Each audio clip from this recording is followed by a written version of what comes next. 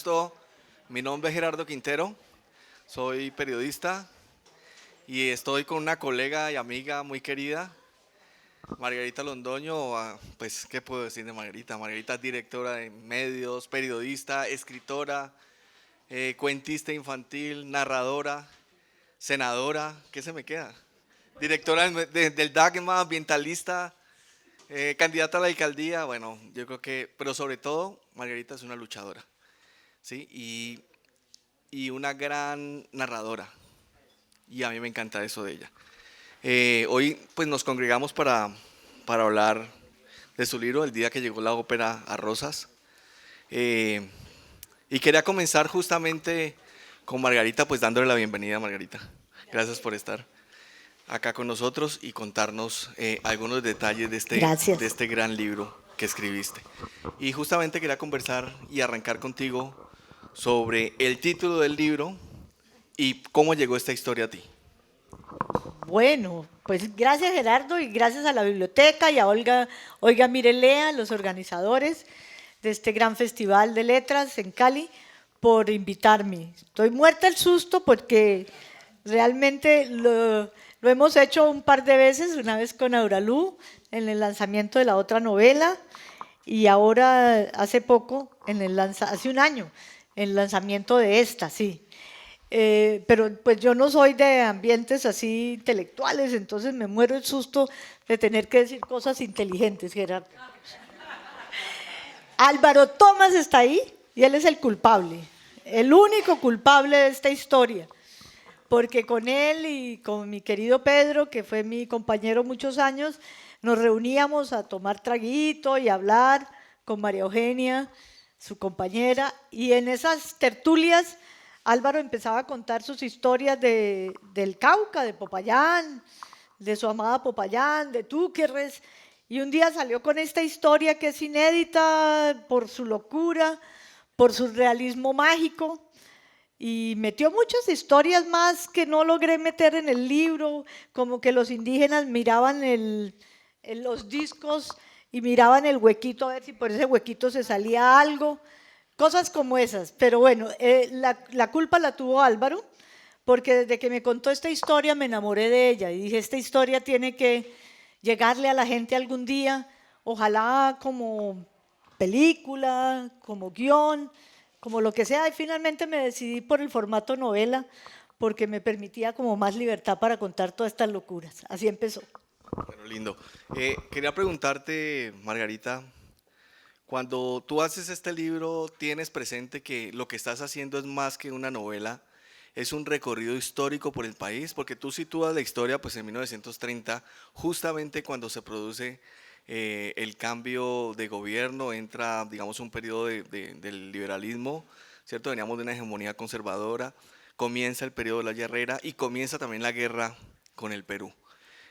¿Tú estás haciendo un recorrido histórico en el libro? ¿Fuiste consciente de eso desde el principio? Pues fui haciendo como conciencia, Gerardo, porque claro, cuando empecé a investigar, hablé con Salomón Kalmanovich, por ejemplo, que fue una persona que me ayudó muchísimo en el libro, y él me habló de los bonos que dio el gobierno americano por el Canal de Panamá. Esos bonos de deuda eran bonos de deuda pública y bonos que el gobierno podía utilizar en algún momento, pero no se hacían efectivos, sino, no sé si el nombre es bonos, pero bueno, títulos. No se hacían efectivos sino a partir de 1930, o sea que en ese momento se les acaba la hegemonía a los conservadores, entran los liberales y tienen platica y deciden hacer una inversión en infraestructura por toda Colombia y Colombia empieza a tener por lo menos posibilidad de tener vías. Hasta 1930 no había una carretera que comunicara Popayán con Pasto y Pasto se consideraba colombiano, eso es increíble. Bueno, hoy pasa eso con el Pacífico y se consideran colombianos también, ¿no? O con la Amazonía y se consideran colombianos, como que sigue, pero me fui haciendo conciencia de que lo que iba a contar en 1930 era la historia del país. Era un país que se mete en una guerra y se da cuenta que no tiene cómo llegar a dar la pelea. Finalmente la guerra la tuvieron que hacer entrando por el Amazonas. Entraron por el Belén, do Pará, por allá, y a Manaos, hasta que llegaron pues a Iquitos y allí dieron la guerra, que fue una guerra chistosísima, después hablamos de eso. Pero ahí me fui dando cuenta que era la historia de Colombia y que la historia de Colombia no cambia mucho. Sí, justamente quería hablarte de eso. Hablábamos ahora también un poco de cómo el país no cambia, ¿no? Y tú dibujas un país de 1930 que si uno lo quitara pues la fecha podría situarlo perfectamente acá. Y sobre todo en ese Cauca, ¿no? En ese Cauca donde hay unas diferencias que aún persisten, étnicas, digamos de los blancos de Popayán, los indios del sur, del norte, los negros del norte. ¿Por qué ves esa naturaleza, que ese tipo de situaciones no se modifican con el paso del tiempo? Imagínese que ese Cauca es el que genera una masacre de 6 personas, que tiene cultivos de uso ilícito, que sigue teniendo contrabandistas ahora de coca o de oro, pero eso es como el Cauca, es como la radiografía de Colombia. Increíblemente el Cauca nos muestra un país que no se transforma, que no ha sido capaz de cambiar, que sigue presentando las mismas dificultades de hace casi un siglo, perdón, porque estamos hablando de hace 90 años para atrás. Es un Cauca con discriminación étnica muy grande, pero con una comunidad indígena afortunadamente mucho más empoderada que la de 1930, que era una población indígena discriminada y que se dejaba discriminar y que se marginaba del progreso. Hoy, por lo menos, los indígenas del Cauca, los nazas, bueno, perdón, se me fue el otro nombre, pero los indígenas del Cauca hoy se organizan y defienden sus derechos y tienen sus territorios más claros. Los afro todavía tienen grandes problemas para organizarse y para tener una presencia mucho más fuerte. Pero ese es el Cauca. El Cauca del día que llegó la ópera Rosas es como si lo estuviéramos calcando de hace 90 años. ¿Y por qué no nos hablas de los personajes? Porque yo creo que también en los personajes está dibujado un poco eso que tú dices. Está Enrique Uribe White, ¿cierto? Que era como el gran ingeniero que venía a construir la carretera, descendiente de Rafael Uribe, que había sido asesinado en 1914, ¿cierto? Y también está el negro Arnoldo, ¿cierto? Que era producto de una Mezcolanza. mezcla. Y también está una mujer indígena también que es muy fuerte en la historia. ¿Por qué no nos cuentas un poco quiénes son estos personajes? Pues fíjese que yo pienso que el Valle del Cauca es ingrato con sus personajes, porque Enrique Uribe White era de que le tuviéramos estatua y le hiciéramos reconocimientos muy grandes en el Valle del Cauca. Enrique Uribe White nació en Tuluá. Cuando yo empecé a escribir la historia pensé que Enrique Uribe White era paisa, y porque Rafael Uribe era paisa, pues porque el general era paisa, pero lo que pasa es que la familia de ellos emigró, como muchas de las familias en la migración antioqueña, se vino por la cordillera central y llegó a Tuluá. Y hay una historia que es increíble y es que lo que conocemos como la Uribe, un parador, que ahí todo el mundo ha parado en el parador rojo de la Uribe, y por la Uribe se iba uno antes para Bogotá. La Uribe era la finca de los Uribe White. ¿Cómo sería de grande y de importante en el centro del valle que toda esa zona se llamó la Uribe? Porque era la finca de los Uribe White. Pero Uribe White es un personaje que llega a ser el director de la Biblioteca Nacional, que llega a ser un personaje intelectual importantísimo, que es el productor de la primera revista cultural que se hace desde Popayán, la revista Pan. En esa revista Pan escribía The Grave. Sus caricaturas las hacía Rendón, el gran maestro de la caricatura. ¿Tú qué haces caricatura? Bueno, en esa revista Enrique Uribe White tradujo los Rubayarta, que son los poemas de Omar Khayyam, y él mismo se publicaba ahí sus traducciones. Era la revista intelectual más importante que llegaba a Bogotá, producida desde Popayán. ¿Pero quién la hacía? Un vallecaucano. Un vallecaucano que yo creo que si nos paramos en una esquina de la plaza de Caicedo a preguntar ¿quién es Enrique Uribe White? ni idea, nadie tiene idea de lo importante que fue ese vallecaucano y de las contribuciones que hizo a la cultura colombiana. Entonces, cuando yo me di cuenta de que estaba lidiando con semejante personaje, dije, pues Enrique Uribe White no va a ser un personaje, va a ser la conciencia ética de la novela. Va a ser como, como el deber ser de la novela. Los demás son unos sinvergüenzas, ladrones, contrabandistas, arribistas, de todo. Pero Enrique Uribe White es la conciencia ética. Y en eso quise hacerle un homenaje, como vallecaucana de adopción, quise hacerle un homenaje a ese personaje al que le está debiendo el Valle del Cauca mucho más que un homenaje. Entonces, ese es el primero, Enrique Uribe White. Como quienes hayan leído la novela saben que él no participa mucho de la trama, está ahí, como la imagen así, como el hombre incorruptible, el hombre bueno, el hombre cumplidor de su deber, el hombre que entra en crisis cuando ve la desgracia humana, eso. Pero los otros sí son como nosotros, son seres de carne y hueso que pecan, que roban, que matan. Bueno, está Arnoldo, el contrabandista, hijo de una mujer afro con un español de principios, de antes del siglo XIX. Arnoldo, un contrabandista de anís, pero también está el anís como personaje.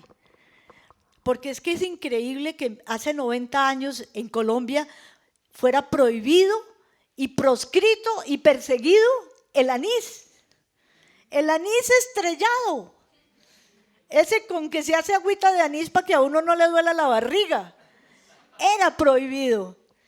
Tal vez dentro de unos años digamos, uy, era prohibida la coca. Ya estamos diciendo, era prohibida la marihuana. Pero no buscamos algo que prohibir y ahí generamos mafias. Entonces el otro gran personaje es el anís, un personaje prohibido, que es el clandestino, que es el que se transporta en mulas, y a esas mulas hay que untarles de todo para que no huelan, porque el anís huele mucho. Ustedes se imaginan las mulas llenas de anís pasando por un pueblito, pues el olor era tenaz. Entonces había que embadurnarlas de porquería para que no olieran anís.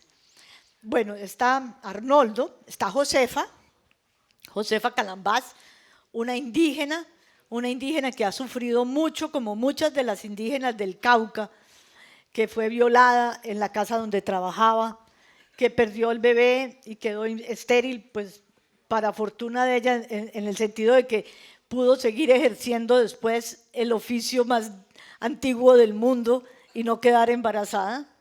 Pero Josefa era una mujer de un solo hombre, y eso es increíble, como pasa tal vez con muchas de nuestras mujeres. La pueden usar muchos hombres, pero su corazón le pertenece solo a uno. Esa es la tragedia de Josefa, que está enamorada de Arnoldo, que se enamoró de él desde que lo vio y que no quiso darle su alma a nadie más que a Arnoldo. Y después aparecen otros personajes que a mí me gustan menos, no en el sentido literario, sino afectivamente.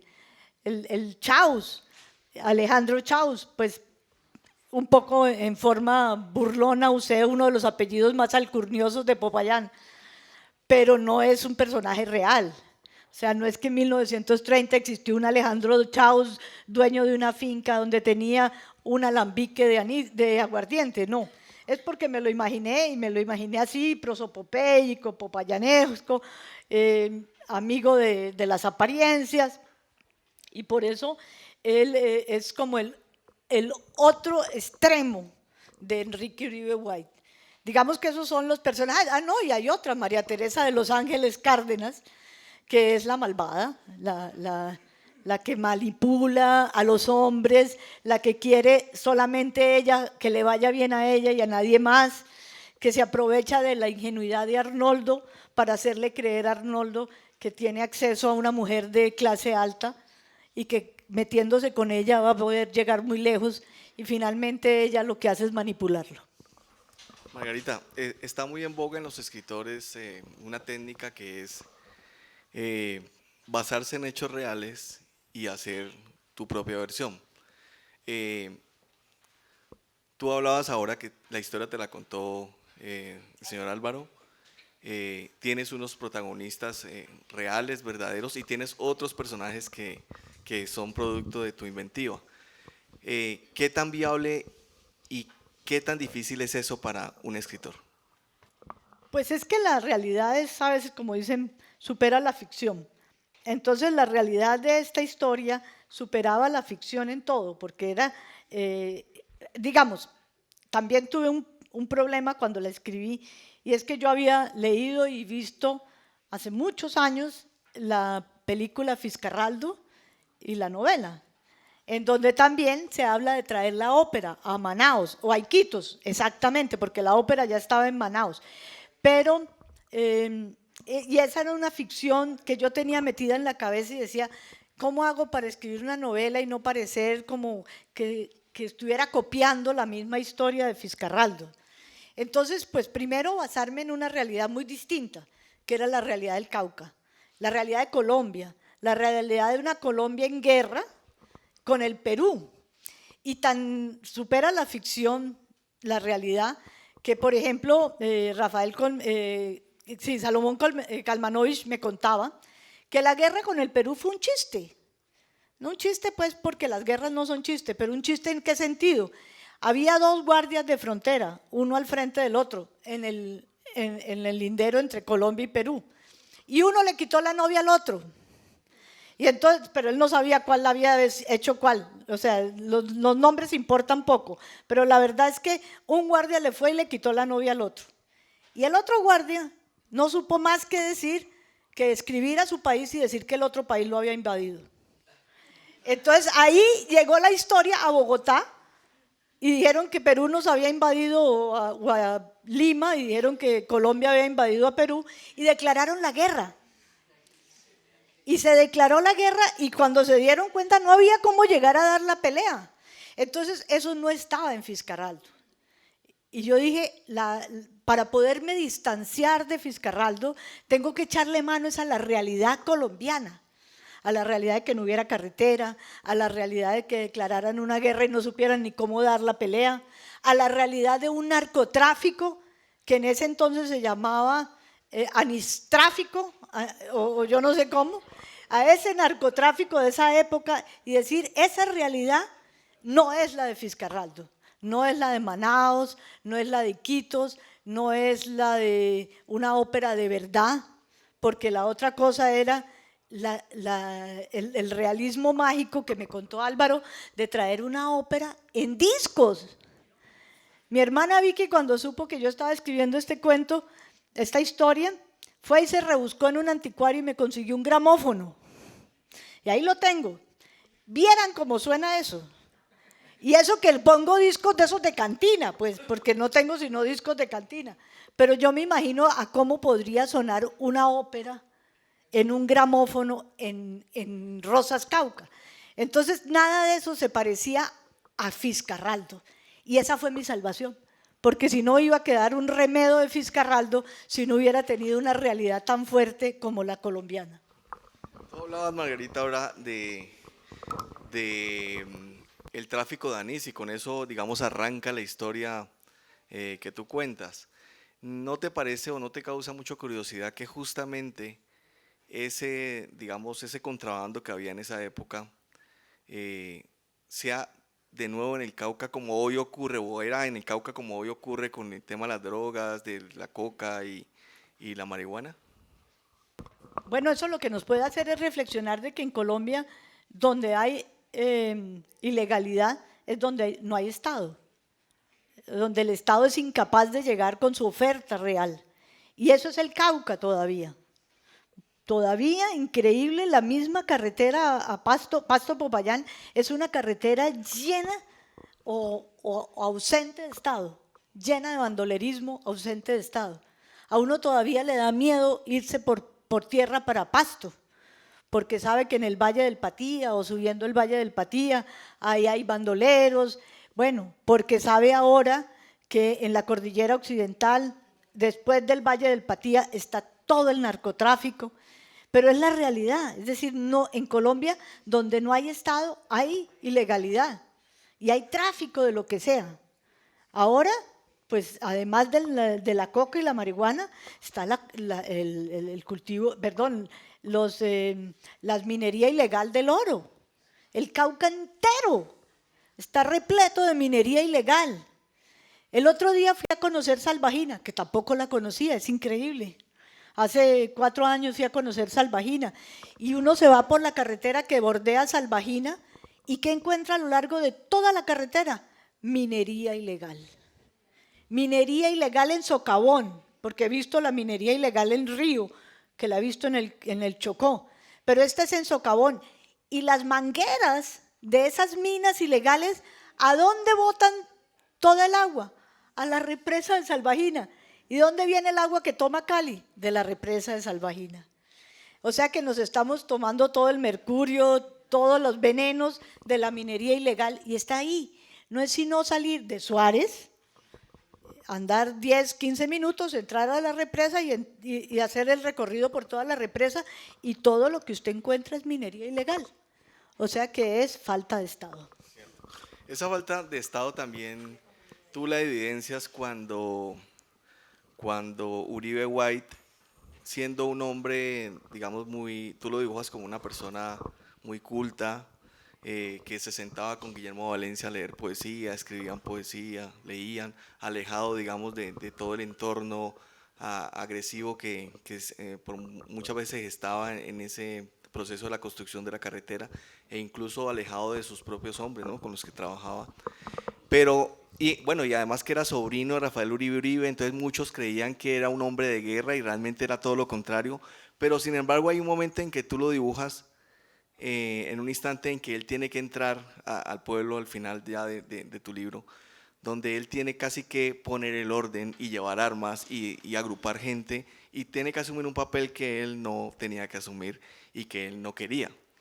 Parecido a muchas cosas que han pasado hoy también, ¿no?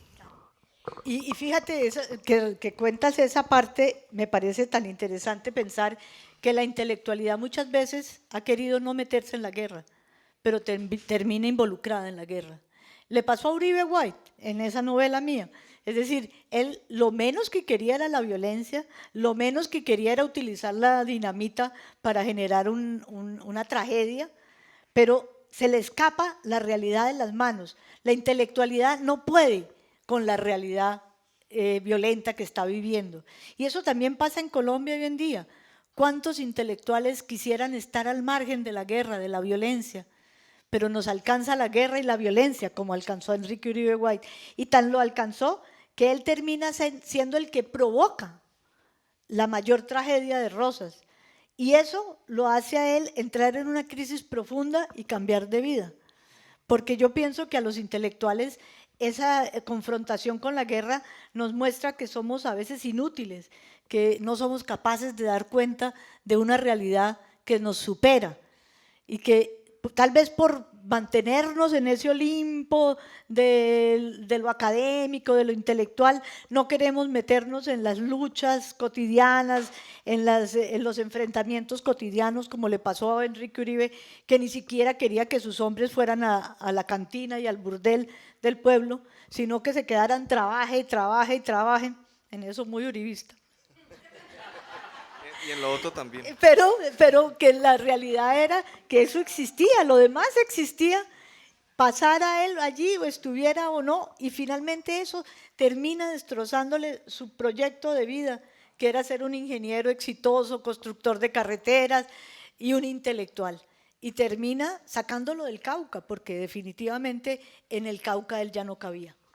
Margarita, Giro, vos no decís cuánto se demoró la carretera, o sea, cuánto se demoró, yo finalmente quedé con esa duda. ¿Cuánto se demoró en terminarse esa carretera, en llegar hasta Paz? Ese es un dato que, ¿cómo le parece? No ha terminado. Creo que no ha terminado, pero no lo pude encontrar. Yo me fui para el Archivo Histórico de la Nación en Bogotá, me busqué las actas de la carretera, a ver, y actas firmadas por Enrique Uribe White. Encontré un acta que me parece maravillosa, que era un acta donde Enrique Uribe White daba de baja activos de la carretera. Y los activos que daba de baja era una mula que se había desbarrancado. ¿Cómo sería de honesto y de claro y de transparente en sus cuentas Bueno, por supuesto las mulas eran una de las cosas más importantes en ese momento, eran la forma de locomoción, era la forma de transporte. No por nada hoy se llaman tractomulas, seguimos todavía andando en mulas, ¿no es cierto? Y las tractomulas de hoy también transportan contrabando. Pero lo interesante es que nunca encontré o no hice la suficiente investigación el final y la inauguración de esa carretera.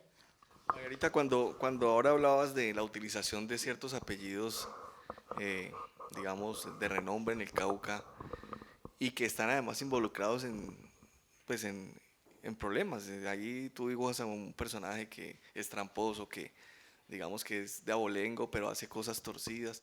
También es, Que tiene sí, un alambique para producir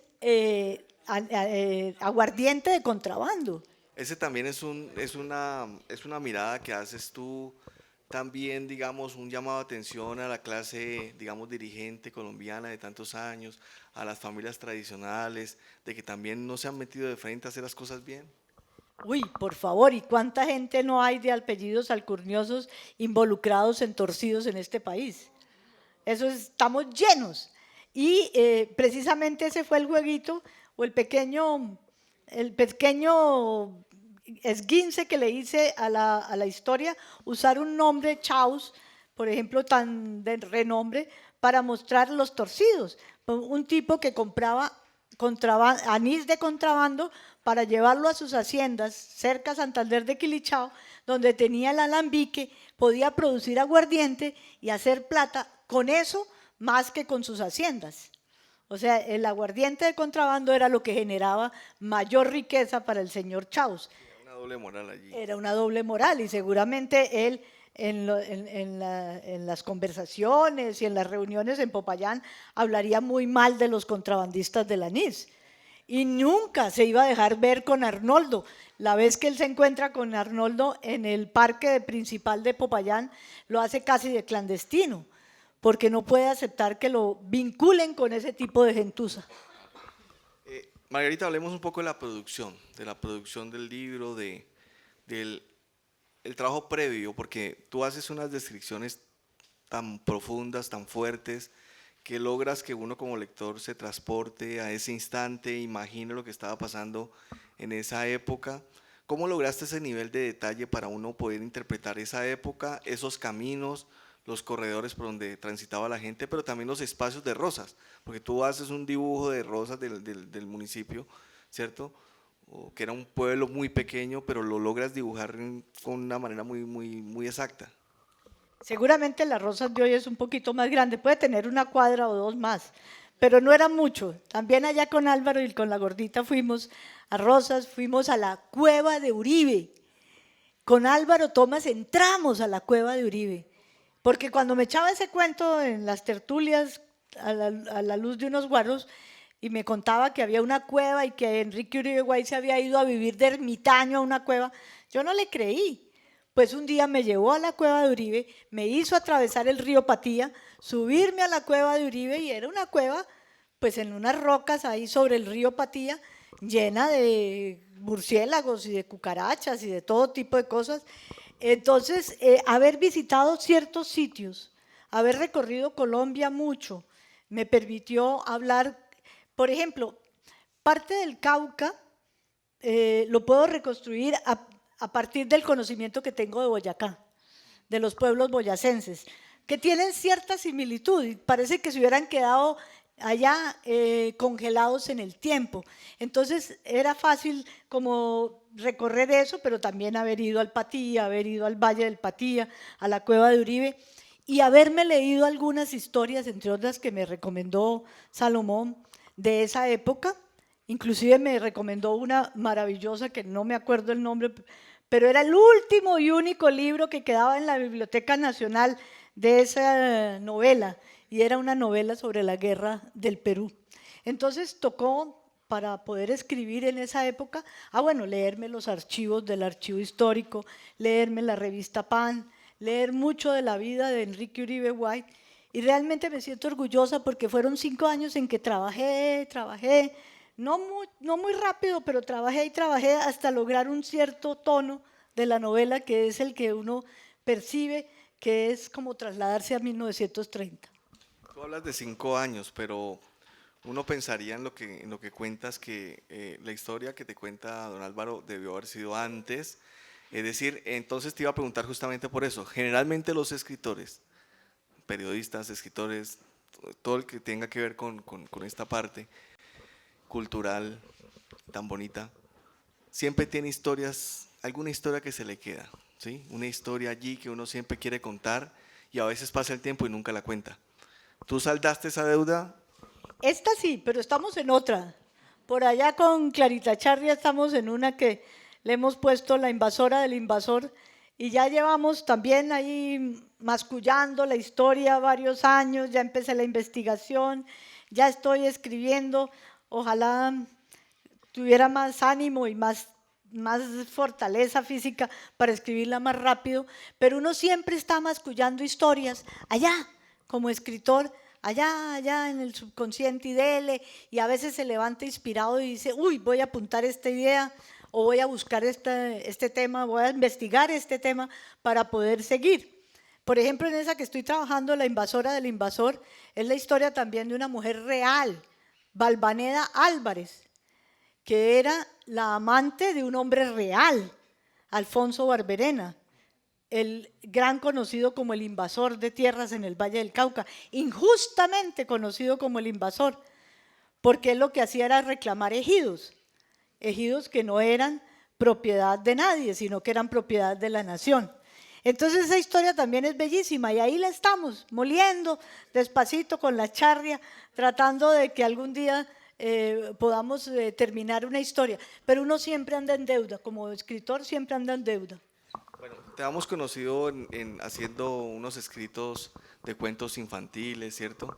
Y quería preguntarte justamente eso, ¿cómo es ese paso, ese proceso de escribir historias para niños y luego unas historias ya para más grandecitos? ¿Cómo haces? ¿Cómo haces ese proceso? Uy, yo no sé si a veces a los pobres niños les contamino historias de grandes contadas como para niños o si mi historia de grandes tiene contaminación como de cuento infantil. Yo no sé qué se contamina de qué, pero que está contaminado, porque no es fácil pasar de una cosa a otra. La verdad es que lo que más he escrito, si es por cantidad, son historias infantiles. Y lo que más he divulgado, lo que más se ha vendido por todo el país y por Sudamérica, y a veces veo los reportes de regalía y me llegan regalías de 2 o 3 libritos que se vendieron por allá en Chile y yo hago fiesta. Pero la verdad he escrito muchas más historias infantiles. Lo que pasa es que la historia infantil para mí es como pura emoción. O sea, se me surge una idea y emocionalmente la escribo y no tengo que pararme a hacer investigación, sino a inventarme los personajes y a dejar bloquear que la cabeza avance. Por ejemplo, ahorita que estoy con esta enfermedad, vi un día un 100 pies y dije, uy, voy a escribir una historia de un 100 pies al que los pies no le quieren obedecer. Sería terrible que un 100 pies que tiene 50 pares de pies, el par de pies número 16 dijera un día, yo no quiero andar para donde anda todo el mundo. ¿Yo por qué? Y el último dijera, ¿y a mí por qué siempre de último? Y el par número 12 dijera, yo no quiero andar calzado, yo quiero andar descalzo. Y el número 18 dijera, yo quiero usar tacones. Entonces, imagínense la pelotera. Entonces, ahí me llené de emotividad y de fantasía y escribí la historia de Lalo el 100 pies. Pero no tuve que demorarme 5 años investigando. Yo no voy a decir que sea irresponsable, sino que con los niños y las niñas lo que cuenta es la emoción. Poderles transmitir un momento de emotividad, de sonrisa, de que digan, uy, qué loquera. En las novelas ya no, porque en las novelas hay toda una construcción que tiene que tener lógica en el tiempo, que tiene que tener lógica en los personajes. Imagínense, no puedo poner a Arnoldo caminando con un pie para un lado y otro pie para el otro. Tiene que ser un personaje coherente, con una personalidad clarísima, que se mantenga su perfil de personaje durante toda la novela. Entonces son como reglas de juego muy distintas y la literatura de adulto por eso demora más, diría yo. No es que sea más o menos buena o más o menos importante, las dos son igualmente importantes, pero la una se deja llevar por la pura emotividad y la fantasía y la otra no. Margarita, en la técnica, que es otra cosa que me llama la atención del libro, tú utilizas una técnica de narración, obviamente pues con el conocimiento que tú tienes, crónica, ¿sí? Utilizas mucho el elemento de crónica, tienes diferentes personajes, pudiste haber escogido uno solo, pero digamos que trazas y dibujas unos personajes muy claros, pero además manejas diálogos dentro del texto. Una técnica que no es fácil de utilizar cuando uno hace crónica y aunque obviamente pues maestros como Martín Caparrós digamos, dicen que es necesario introducirla dentro de la historia. ¿Cómo manejaste esos diálogos dentro de la historia para que no se te saliera los diálogos de la historia? Ahí me ayuda mucho el periodismo para aquello de la crónica. Haber sido periodista tantos años y haber tenido que escribir crónicas, reportajes, donde uno pone a veces diálogos, aunque el periodismo usa poco los diálogos, pero también ayuda mucho, sobre todo crónica, porque la crónica es la historia cronológica que tiene que desarrollarse en un tiempo y en un espacio concreto. Entonces el periodismo me ayudó mucho a poder tener una cronología donde sin distorsionar la historia pudiera meter diálogos. Pero lo más difícil de los diálogos es ser diálogo desde una personalidad o desde otra, porque si no todos los diálogos terminan sonando iguales. Entonces la gracia es que los diálogos suenen como suenan los personajes y para eso también ayuda mucho la reportería, que es conocer a los personajes. Desde el periodismo uno construye crónica, que respeta el tiempo y el espacio, y construye reportería, que requiere conocer a las personas de las cuales uno hace reportería. O sea, hablar de seres humanos que tienen una personalidad y una forma de ser que es la que uno tiene que respetar en los diálogos. Quería preguntarte algo también un poco, digamos ya personal, y es, aquí pues hay muchas personas, y me incluyo yo, que soñamos con hacer con hacer ese libro que hablábamos ahora, ese libro soñado, esa historia que queremos contar, y que no hemos dado ese paso, y aquí debe haber muchas personas que están igual. ¿Cuál sería tu consejo frente a eso? Ese escritor que está ahí, ¿cierto? Como durmiendo y que deberíamos cachetearlo para que despierte y podamos contar esa historia que todos queremos. ¿Sabe que esa pregunta me la hacen mucho cuando visito colegios con cuentos infantiles? Entonces siempre hay una niñita o un niñito que me levanta la mano y me pregunta qué consejo me da para yo poder escribir. Y yo le respondo algo que no sé que alguien que me contestó cuando pregunté algo así, y me dijeron, bueno, ¿usted para aprender a nadar le basta una clase en un tablero? ¿Usted para aprender a nadar le basta que el profesor se pare frente a usted y le diga, bueno, usted nada cogiendo la mano derecha primero hacia adelante y después la mano izquierda, moviendo los pies uno tras otro, sacando la nariz para respirar, o se tira a la piscina? Entonces yo siempre les respondo a los niños y a las niñas, no hay forma de aprender a nadar si uno no se tira a la piscina. Usted puede recibir 1000 clases de literatura, pero se tiene que tirar a la piscina. Tiene que dejar el temor, ese miedoso a la hoja en blanco o ahora a la página Word en blanco y escribir, porque es la única forma de romper ese miedo que todos tenemos dentro y es, ¿será que voy a hacer algo bueno? ¿Será que alguien me va a leer? ¿Será que lo que yo cuento es interesante? No importa, pero si no se tira a la piscina, nunca lo vas a ver. Y puede ir a talleres de literatura, y puede ir a hacer maestría en literatura creativa, en lo que sea, pero pues todas esas maestrías y todas esas son escribiendo. Y creo que aquí, que hay varios talleres en esta biblioteca, Pepe Zuleta y otros, lo que hacen es decirle a sus alumnos, escriba. Y nada de eso, no me pregunte fórmulas, escriba y después miramos lo que escribió, pero escriba. Muy bien, muy buen consejo. Margarita, no, Tírese a la piscina, Gerardo. yo quiero, ya lo tengo ahí, Margarita, te lo Bueno. mandaré. Yo quiero abrir ya, digamos, un espacio, aquí hay mucha gente amiga, y quisiera abrir el espacio pues para que ustedes también les hagan las preguntas a Margarita.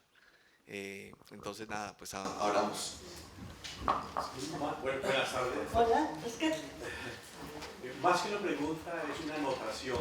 Uno de los columnistas, y yo me atrevería a decir que uno de los mejores columnistas del diario El País, es Jorge Restrepo Potes, y él es pariente cercano de Enrique. Con él hablé. Y él me prestó una biografía de Enrique Uribe White. Fue uno de los con que hablé y lamentablemente no lo puse, bueno, pues no había, era muy difícil poner a todo el mundo con nombre propio, pero Jorge, muy querido, y él me contó lo de la finca La Uribe. Jorge Restrepo. Ah, gracias, Osquito.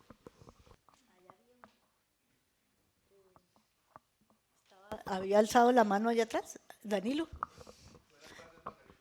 ¿Tú también? Ah.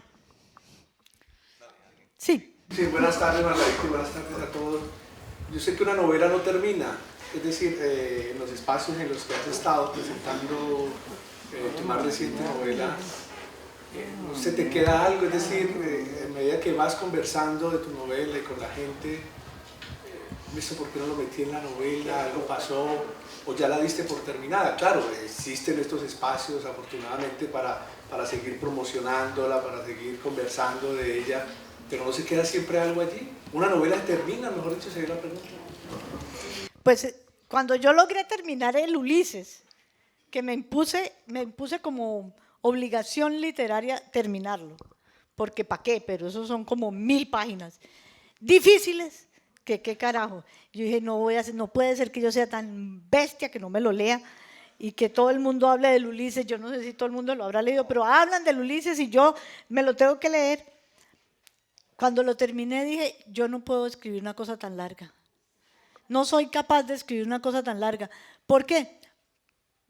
Porque pienso que una cosa tan larga tiene que tener demasiado fondo para poder ser larga. Entonces, preferí una historia más corta. Por supuesto, muchas cosas se quedan por fuera, pero preferí una historia más corta, pero que pudiéramos recorrerla con mucha más facilidad que el Ulises. Y perdónenme, pues, que me perdone Joyce, pero no me trato de comparar con él, sino que fue como el susto de decir, oiga, una cosa de esas tan larga, uno le puede meter y meter y meter a una novela y abrir capítulos y abrir personajes, pero no porque sea mucho más larga, va a ser más grata de leer. Entonces yo confieso que para mí fue muy duro leer el Ulises y no quise que mis lectores tuvieran una experiencia parecida, que dijeran en la mitad, uy, no sigo, porque yo confieso que abandoné el Ulises varias veces. Por ahí en la página 300 decía, esta joda no va para ninguna parte y lo cerraba. Y después tenía que volvérmelo a empezar a leer porque se me había olvidado. Entonces dije, no, prefiero una cosa más corta. Pero sí, las novelas, por supuesto, siempre tendrían un hilo por donde seguir. Saber que pasó todo en un día en el Ulises. Y uno dice, ¿y qué pasó? Que se recorrieron Dublín y no más, pero bueno. Margarita, quería preguntarte también sobre esos autores a los que recurriste, a los que repasaste, a los que volviste para construir tu historia. Pues yo no soy una literata en el sentido formal de la palabra, de que esté formada en literatura y que conozca autores y que pueda hablar de ellos con propiedad. Yo trato más bien de no contaminarme. Por eso dije al principio que traté de alejarme de Fiscarraldo y ni siquiera volver a abrir el libro, ni volver a ver la película, porque de alguna manera quería que mi historia no tuviera una influencia tan directa de ningún otro autor. Ahora, pues en Colombia uno sí se contamina de todas maneras. ¿Quién no se contamina de García Márquez? ¿O quién no sueña con tener una historia siquiera la mitad de mágica como la de él? O bueno, o Piedad Bonedo, lo que sea, pero la verdad es que durante esos 5 años preferí leer autores extranjeros más que colombianos, sobre todo para no contaminarme con la historia de Colombia. Tenía suficiente con leer libros de historia y artículos de historia y actas de la obra real, pues de la obra física, que estarme contaminando con autores colombianos. Alguna vez le pregunté a Alberto Salcedo, conversando con él algún día sobre periodismo, y le pregunté qué diferencia veía entre el periodismo de hace unos años, hace 20, 30 años, y el periodismo de los últimos 10 años. Él decía que la diferencia estaba en el papel del editor, que no existía, por lo menos como existe hoy, hace unos 30, 40 años. Y tú le haces un gran reconocimiento a tu editora, eso me llamó mucho la atención. ¿Por qué ese profundo reconocimiento que le haces a ella? Bueno, ahí hay 2 editoras, una que es Marga López, que es la editora literaria, y otra es Alejandra Ramos, que es la editora empresarial. Entonces le hago ese reconocimiento a las 2. Marga, porque se vino a trabajar conmigo, estuvo más de una semana metida conmigo 24 horas hablando de la novela y corrigiéndole fallas, cosas, incongruencias gramaticales, etc. Y Alejandra, porque esta era una novela que cuando yo la llevaba, pues no la empecé a llevar a editores, pero la anterior novela me pasó así. Yo la empecé a llevar a editores y me decían, pero ¿usted quién es? Usted ha escrito libros infantiles. Usted, como, ¿por qué le vamos a publicar una novela de adultos? Entonces ese peregrinar, que ese es uno de los problemas de los escritores, que tenemos los escritores, que es encontrar quién nos publique, quién crea en nosotros. Y esta editora empresarial leyó la novela y dijo, se la publico, ya. Es más, se la publico y la voy a vender en los colegios. Y hoy en día esa novela se vende en los colegios.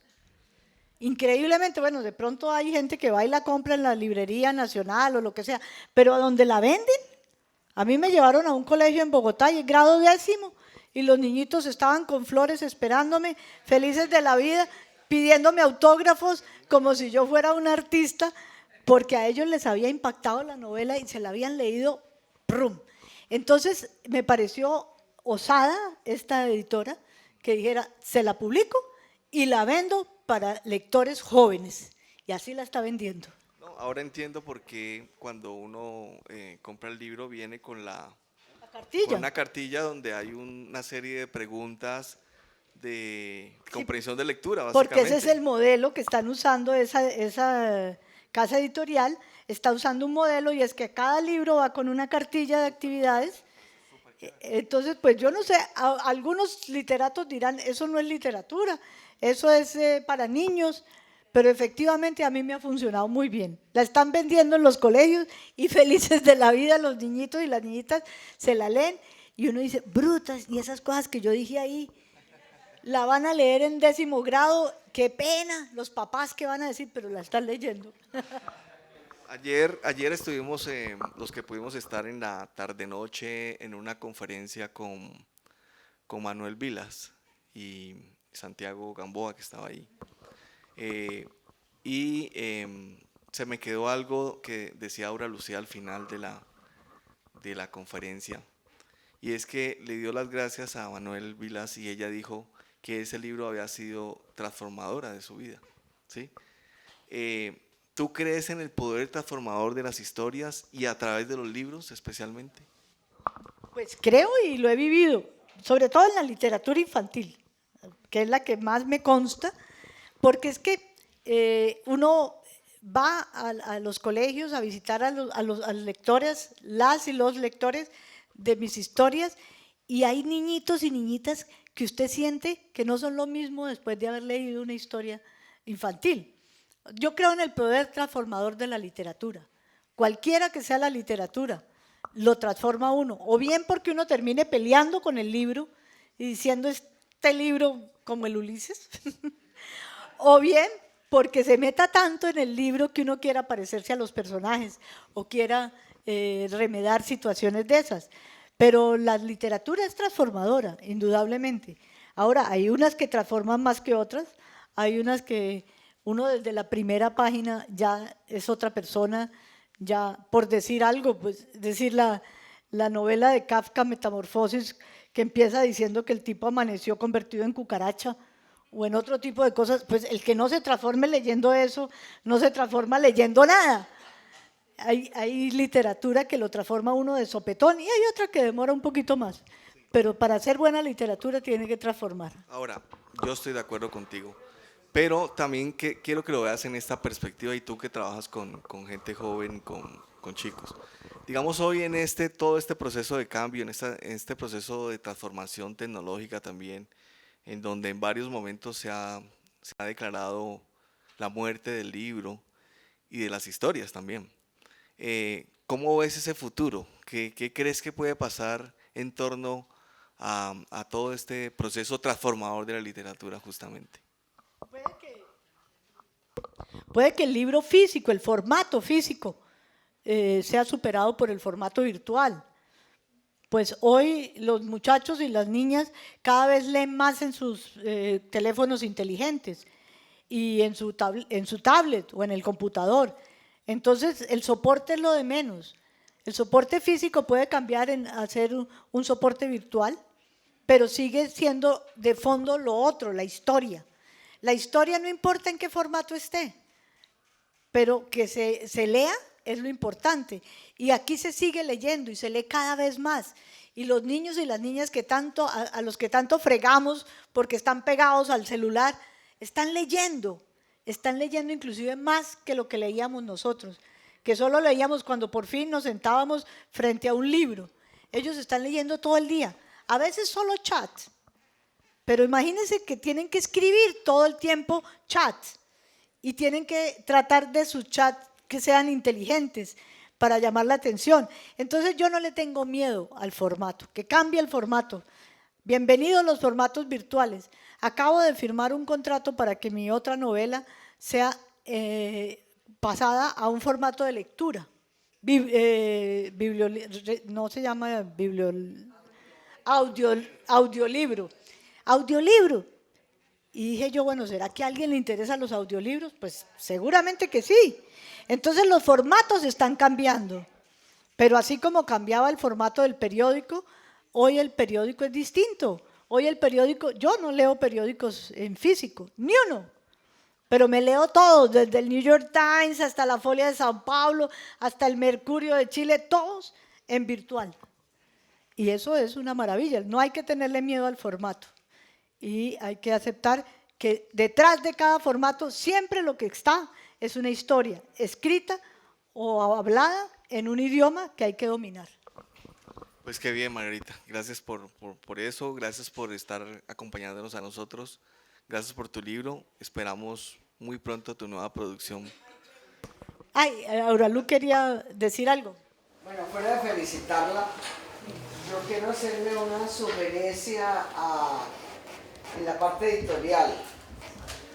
Siempre veo ese libro y me emputo, perdonen, en la sección de niños. Ese libro es mucho más importante y universal. Ese es un libro de historia, ese es un libro sobre Colombia, ese es un libro sobre la misma podredumbre y la misma noria en que nos hemos reubicado desde que llegó Colón, nada más que no llegó a Cali, era una ataque. Ese es un libro muy importante, es mucho más importante que el formato con la cartilla detrás. Y me sugeriría, porque quiero que todo el mundo lo lea y que todo el mundo lo conozca, que se imprima en otro tipo de libro y de letra. Ya lo de letra lo arreglaron, afortunadamente, porque el primero que te tocó a vos tenía una letra. Claro, pues perro, digo, porque el esfuerzo que hice, porque no cuadraba el fondo con el tipo de letra ni el color. Pero es un libro muy importante, mucho más importante de lo que usted cree. Entonces se merece también otra puerta para entrar triunfante. Eso era lo que... Gracias, Auralu, y haré. Se llama El día que llegó la ópera a Rosas. Ok, No, tiene razón, es que como la editorial es una editorial infantil, que está metiéndose en el mundo de los adultos y que tiene la idea de que cada libro debe llevar una cartilla no de instrucciones, sino de actividades. Entonces, pues, yo creo que las librerías lo cogen y dicen, esto viene de la editorial Enlace, y lo clasifican de una vez en infantil. Como Rin Rin Renacuajo. Claro que se estaría muy honrada de que me asemejen a Rin Rin Renacuajo. Yo aquí logré que ahora Bustamante, y me dio toda la razón, dije, saca esto del sector infantil. Muchas gracias. Entonces lo pusieron, pues. Sí. Sí, pero hay ese prejuicio, que aquí hay unas editoriales que son para adultos y para intelectuales muy alcurniosos, y otras que no son. Entonces yo desafortunadamente estoy en las editoriales que no son ni alcurniosas ni para adultos, sino con una infantil. La misma editorial le puede hacer otro formato. Le tengo que decir. Ya pertenece. Ese es más costoso, me imagino. De todas formas, el libro, el día que llegó la Ópera Rosas, está abajo, ¿sí? Se está vendiendo en la entrada, ahí lo pueden conseguir. Quiero que despidamos a Margarita con un aplauso, muchas gracias.